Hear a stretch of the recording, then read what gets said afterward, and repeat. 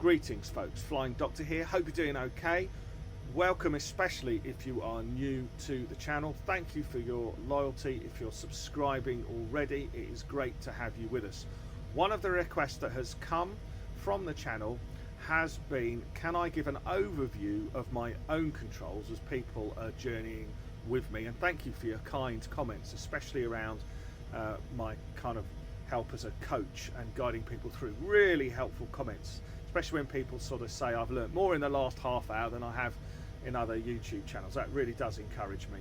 So what we're going to do is look at firstly the controls in general and the options that I use, but I'm going to give a little bit more detail in this tutorial in terms of helping people set up their controls as well. Welcome to the Flying Doctor channel. Let's geek into it.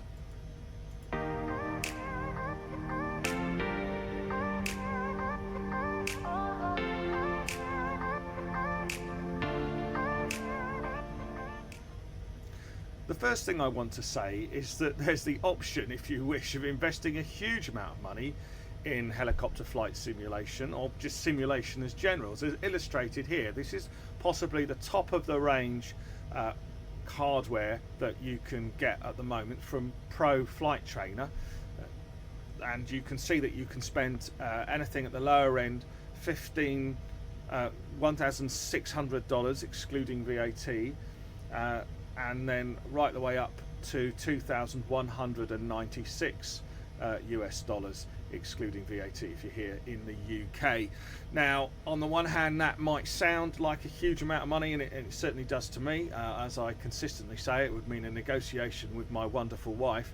But having said that, if you are going to invest something like £2,000, for example, in creating a PC that is capable of dealing with all of the software required for flight simulation, then okay, this does double the price. But if this is your area, I can see the logic in it. I mean, why would I criticize this any more than somebody whose passion, for example, is cars, you know, and goes out and buys an expensive car? But it is, of course, all relative. We don't have upwards of $1,600 to $2,196, at least not all of us. So what are the options that are available? We're going to look at that, but we're also going to look at the basics of flight in a helicopter so that we can be journeying and getting an understanding of what the controls do.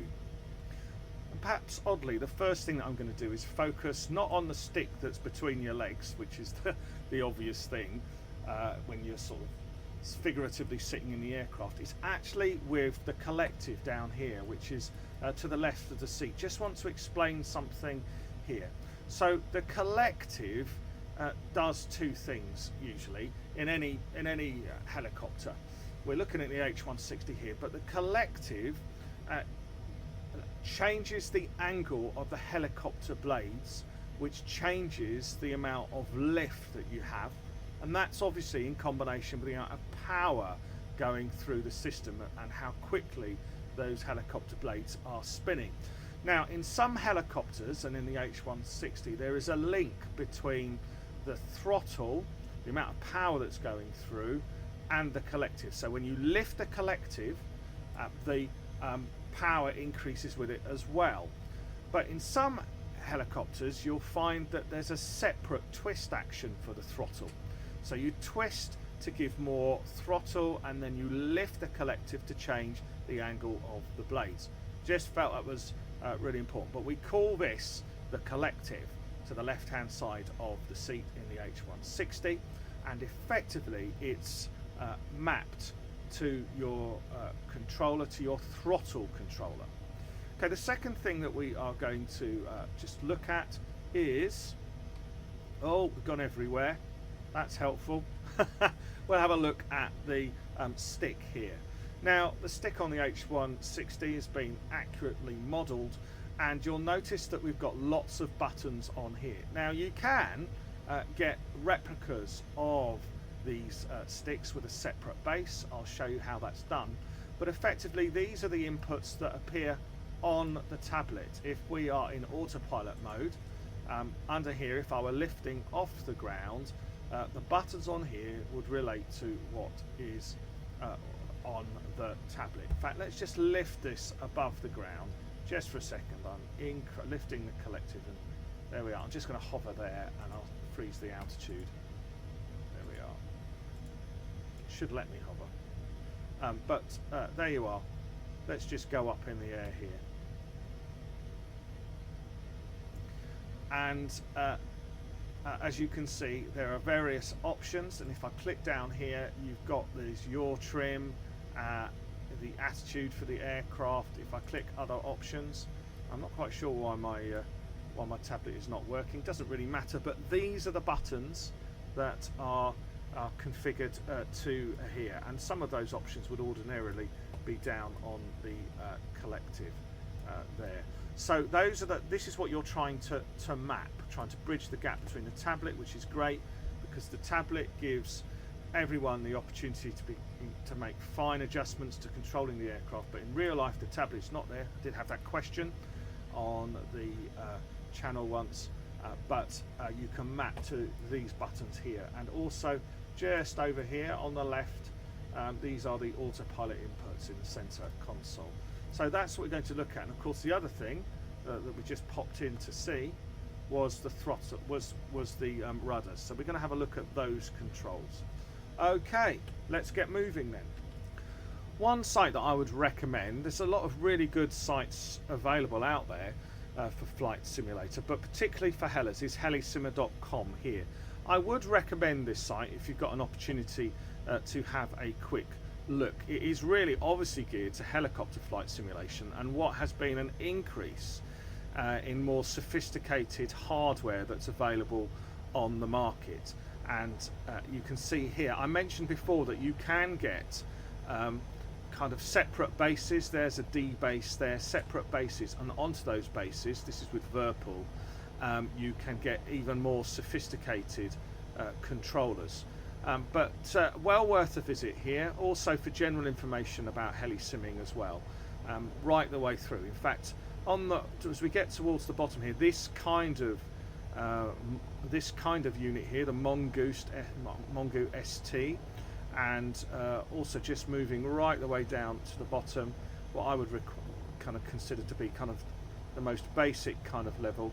You're sort of shifting towards, there we are, Thrustmaster T1, well, 160 whatever. This is probably the more kind of basic model. We're going to look at all kinds of options here, but I do recommend Heli Flight Simmer. So let's just go and have a look. Now, people did ask me about what am I using, so I think I'll start there and explain kind of how I got there. In my system, I use the X56 HOTAS produced by Logitech, and you can see here the current price is £239.99. Now for this you get the flight stick and you get the throttle.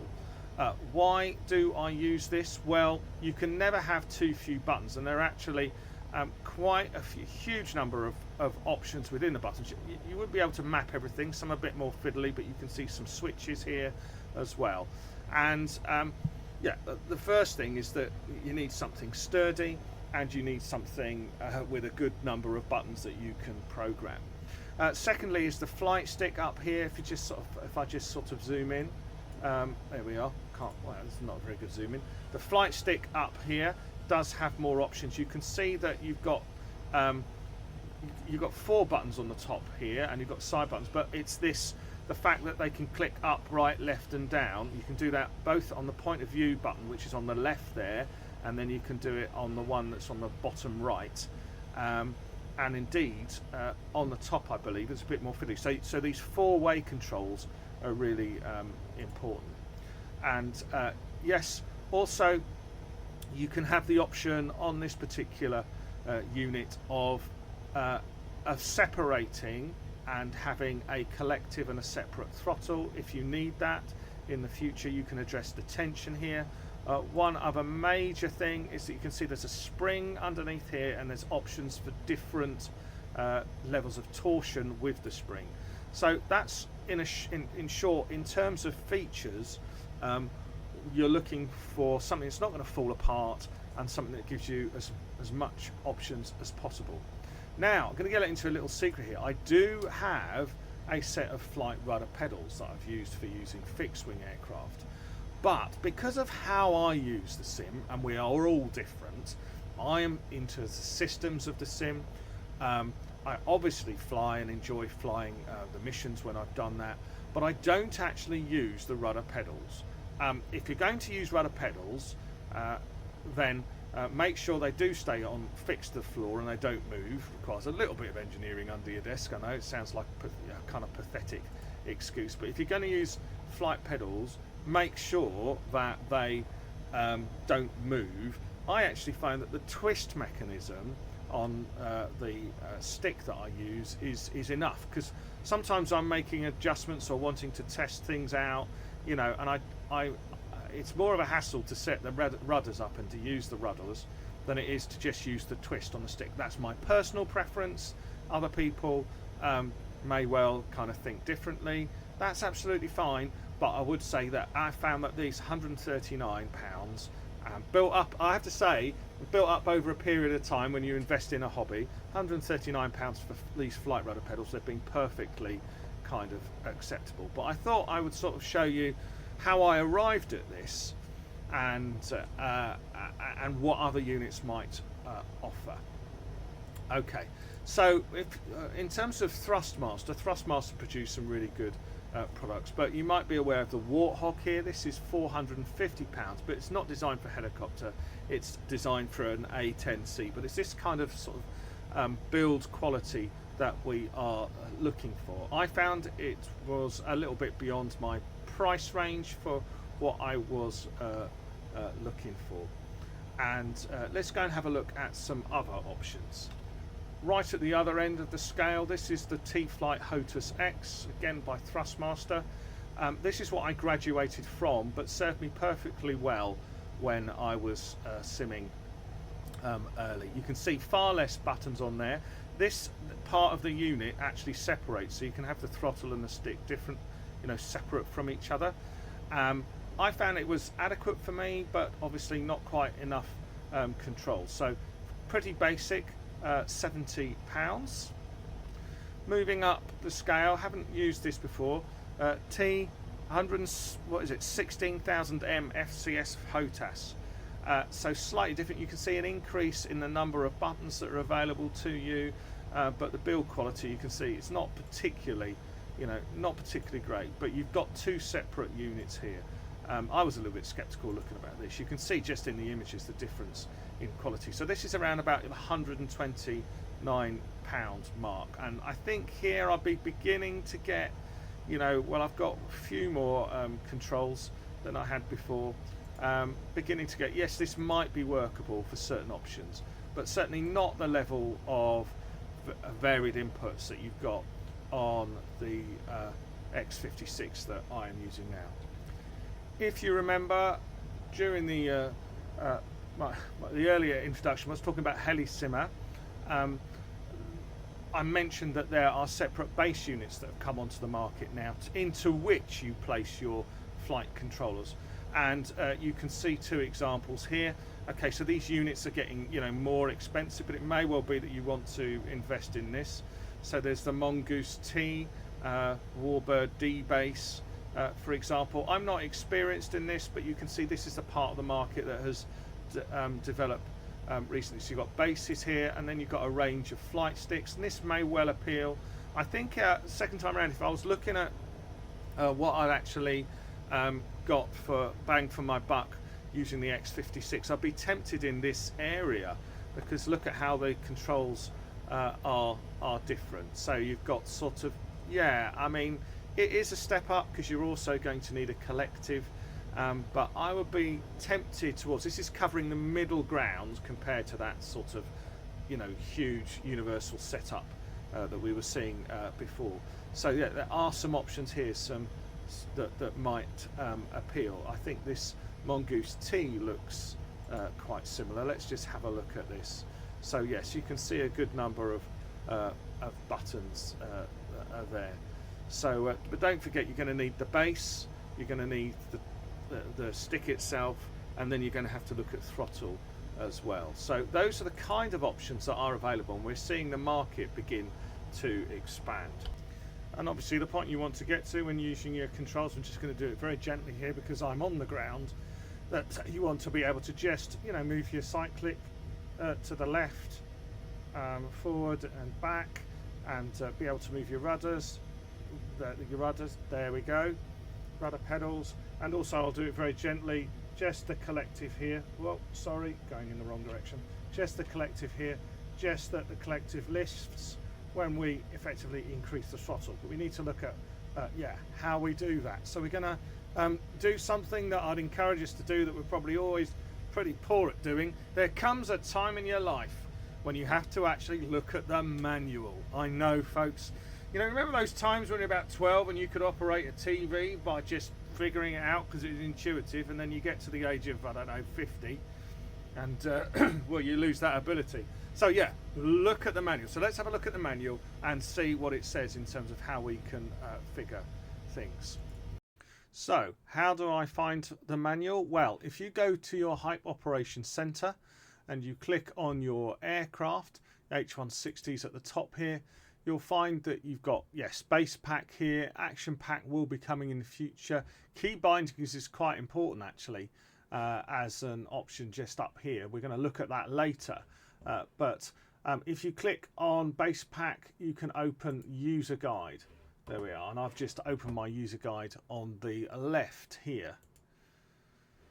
So here we are, and I've moved down to the section saying primary flight controls, and you'll notice the difference between the common name and the action that it applies. So in other words, here you've got the collective. So how do I operate the collective? The collective is mapped to either the throttle axis or the collective axis, only one, not the other, when you are looking to configure your controls, if they're not automatically configured when you open up the H160.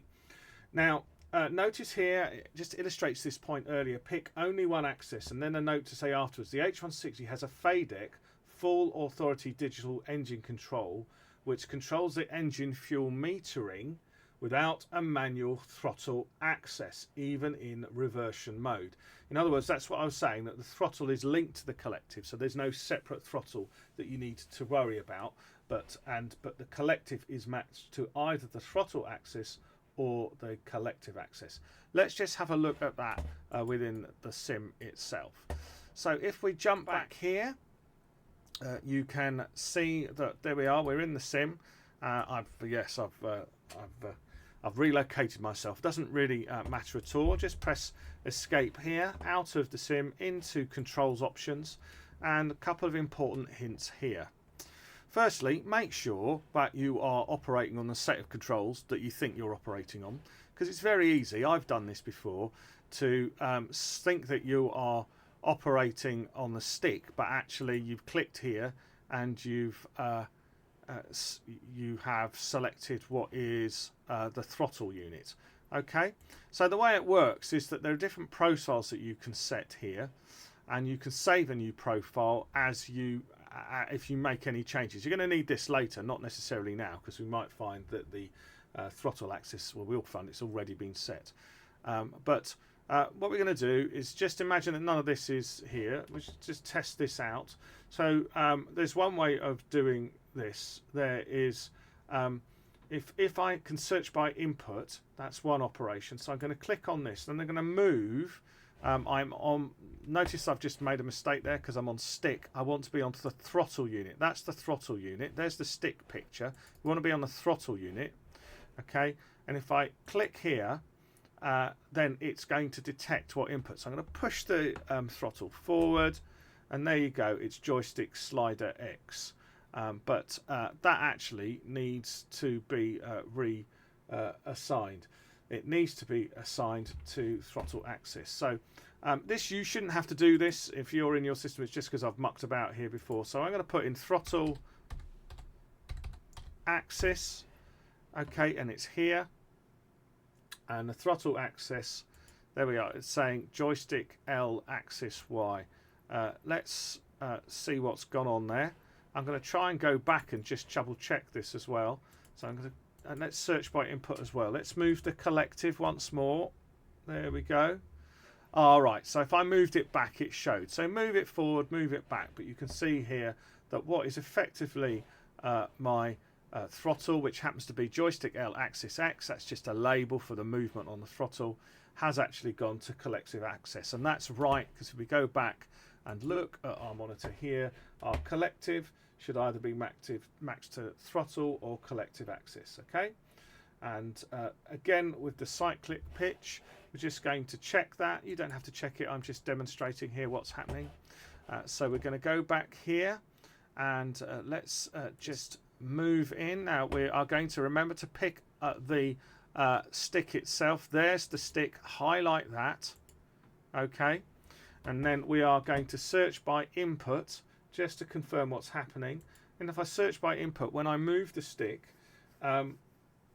I should find, if I move it to the right or the left, I should find that it is ailerons axis or cyclic lateral axis. So let's give it a move. There we are. I just need to click on here first so it's searching for it. There we are. And you can see that it's cyclic roll. That's quite right. Let's just jump back here and have a look on our monitor. So we were expecting, if I rolled it to the left, it should be ailerons axis or cyclic lateral axis, just like we said. Let's jump back here and we can see, yes, it's ailerons axis. Let's try it again. Let's clear this. We're asking it to search via an input. Okay, I'm going to pitch it forward now just to check. Push it forward. There we go. And we've got elevator axis. And you can see here, if I move back to look at the instructions here, that our cyclic pitch should be elevator axis or cyclic longitudinal axis. It doesn't matter which, just wants to be one. If we go back here, then we can see that yes, it is on elevator axis. So worth checking that. These are the and the same with the yaw pedals at the moment. Now whether it's pedals or whether it's twisting. So again, I'm going to clear that and just demonstrate that's the link. So I'm going to twist the stick here. There we are, and we know this is rudder axis, reverse axis. If I go back to yaw pedals here on the monitor, you'll see there we are. Yaw pedals wants to be on rudder axis, which is what we were on. A crucial thing that you want to set is something called Cyclic Trim Release. This is probably one of the most important lessons that I can give. Whenever you have your hands on the cyclic, on the stick, you want to be pressing Cyclic Trim Release. What's going on here is that it is overriding the autopilot, which in one sense is constantly on in the background, writing the aircraft, rather than if you just enter and ask it to adapt to specific mode, like altitude or speed or whatever. All the time the autopilot is making adjustments to the stability of the aircraft, and therefore if you put in an input, the autopilot will be fighting you. And in order to cancel that, you use Cyclic Trim Release. I have modelled it to my throttle button. Sorry, not my throttle button. I have modelled it to my stick, the firing button on my stick. And just to illustrate, if I move this across here, we're looking for rotor trim reset to come up. So there we are, and remember I need to be on my stick. Yes, I am on my stick, and then let's pull whilst it's waiting. Let's pull the trigger and it's rotor trim reset. Okay, so yes, that's one of the most important things that you need to set, and I'm going to clear it and demonstrate how you do this. Okay. Right, so what we're going to do is, I think a lot of users may well find that rotor trim reset is not there. You know, cyclic trim release hasn't been set. So I'm just going to remove this, okay, and I'm going to clear it, and I'm going to validate it. So I've removed it from my option here. I'm going to go right back to the beginning. Let's say that you set up here and it automatically came up with throttle and mouse. What do you need to do? You need to select your stick, okay. Then you need to just clear that off, so that's what it would be for you. You need to select your stick. Then you need to search by name. That's one way of doing this. So if you put in, so this is the name of the action. So we're wanting to find rotor trim reset. So ROTOR, and that will come up quite quickly. Rotor trim reset. So rotor TR, there we go. I can click on one of these, so I click on this first box here, okay, and now it's scanning If I click on here, it's asking me to scan a button on my stick. So there we are, and it's starting scanning. I press the trigger on the switch. There we go, and it's joystick button 1. I then validate that, and now my rotor trim reset is set to joystick button 1. But here's the other way of thinking about it. Rotor trim reset, if you look to the instructions, actually equates to cyclic trim release. So there you go. Hold this button down while manipulating the cyclic. So that's probably one of the most important things that I would suggest to you that you might want to get sorted. Bearing in mind that also there are some changes that you can make on the tablet, and we'll look at that next, and then we'll look at the massive kind of operation in actually setting your buttons, programming all of your buttons and how that relates. So let's just go back to the scene. Okay, and then we'll just go back here, and we have to apply and save this. There we are, and we're going to resume here, and then I am going to be with you shortly once I have just started myself up again. Okay, never mind that the aircraft is starting up and doing all kinds of strange things. Don't worry about that. The important thing that I would want you to do is to recognize that if you press on the aircraft here down the bottom of your tablet when your tablet is on, don't forget to get the tablet out, lift and pull there, click on that, the tablet will come up and alive for you. Click on aircraft here. Now there's two important settings. Having set your basic inputs here, you'll notice that you can operate it with no springs or centering springs, so you can remove those strings off your stick if you've got it. That's quite important. But also there's a dead zone that you can set here. And crucially, there is something called the SAS stability level. Okay, and this will give you more stability in the air, and it's customizable. Mine's set to about 30 here. Okay, so yeah, this is really important for you to be able to play about with. And I would suggest when you set your controls up, just worry first about the flight. Don't worry about the other buttons. Get your stability working first. There's also options that you can turn off here that are helpful if you're just playing about. Vortex ring state can go off. That's helpful as well. So yeah, just to make sure, just to illustrate that when you are actually flying and you're just using collective and the stability system, and then depressing the cyclic trim release, let's just get it in steady flight first before we're moving on and starting to add huge number of buttons as well. So what are these other key bindings, I hear you ask, when we reach that point? You know, setting your equivalents for this on the stick or on your throttle, which is acting as a collective. How do I do that? Well, you need to go back into your hype operations center. I've got it right here. Sorry, some background audio I just want to cut out. Some hype audio. You go to your hype operations center, and you can see here on the right hand side there is key bindings, and click view and modify here. So what you have here, rather than like on the manual, is that you have the action that you want to perform. Sorry, wrong way round. On the right hand side you've got the action that you want to perform, okay, and on the left hand side you have what the equivalent entry is for within Microsoft Flight Simulator. In other words, when you go back into the helicopter and you escape there, go to the controls options, okay, and let's stick with the stick options here, that if I want, for example, to change my, let's just have a look and see what we might want to do. So one button that I would like to fix is the go around button here. I've put the helicopter here in a hover state, holding the altitude, and when you press go around, you would usually get an automatic straight up ascent. We can cover, because you can also do an ascent that just retracts backwards as well, but we can, it's this go around button that I'm interested in programming. If I go back to Hype Operations Center, you can see here among the list here, sorry that the lists isn't any bigger, but you can see the go around button here. This is the command that we're after, and the binding, what it's bound to in Microsoft Flight Simulator under the controls is auto throttle to GA. When Microsoft Flight Simulator sees an input that is auto throttle to GA, what it'll actually do is within the H160 press the go around button.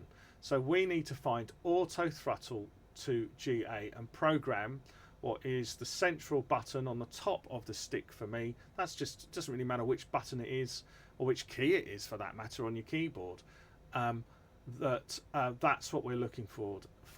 So auto throttle to GA. So let's just jump back into the scene as we can see here. Let's escape. There we go. Let's go into the control options. That will come up for us. Let's make sure that we are working on the stick as well. Okay. And if we then click on this, and what we can do is we can type an input. You click on it to select it. What we can do is search an input by name. So we are going to put in auto throttle to GA, AUTO, throttle, auto throttle to GA. So we click that there. Did you see what I did there? Okay. So auto throttle to GA. That's the binding we're looking for, that the H160 understands as the gate GA button. Okay. So click on that. Ask it to scan. Click on the button that is on your stick. There we go. It happens to be joystick button 2. Then you have to validate that. Say yes. There we are. And then that is set. And then you need to apply and save at the bottom. Okay. Apply and save if you've got to do that. Okay. And you can set your own presets up for this. If I open the preset manager, I've got the option of renaming the title or removing options. So you may well find that if you're operating multiple helicopters that you have different profiles. You can see here this is heli new. I've got the Calibri set up. I had an earlier setup there, but make sure you pick the right one. Okay, so that's what we were on before, and we apply and save when we change that profile under there. So I hope that makes sense. So if we go back now, and if we press resume, there we are, should be in stable state. Just let it sort of settle here. Okay, I'm just going to come back so we can get a good view. In theory, if I now press my middle joystick button, we should have the go around. There we go, and up we go. So you can see how simple that is. It's just a case of what happens is that the Hype Performance Group take the whole range of options that Microsoft Flight Simulator give you under their controller inputs, but it's redefined them. So in this case, once again to underline it, auto throttle to GA, which is what Microsoft Flight Simulator sees, is translated by the H160 into go around. So there we go, and we're on the move. So I hope that's helpful for you folks. And thank you for joining. Please don't forget to subscribe. We're looking to inch towards those 1,000 viewers and 1,000 subscribers. That means that we are able to obviously get some revenue off the channel, and that means that I've got some more options, I hope, in terms of being able to purchase and review other equipment. But in the meantime, do leave your feedback in the comments section. I hope this was helpful. Enjoy your simming. And it's lovely to have this channel. It's a place where, you know, it's great to be geeky. Wonderful. Take care, folks, and stay safe. Thank you for watching.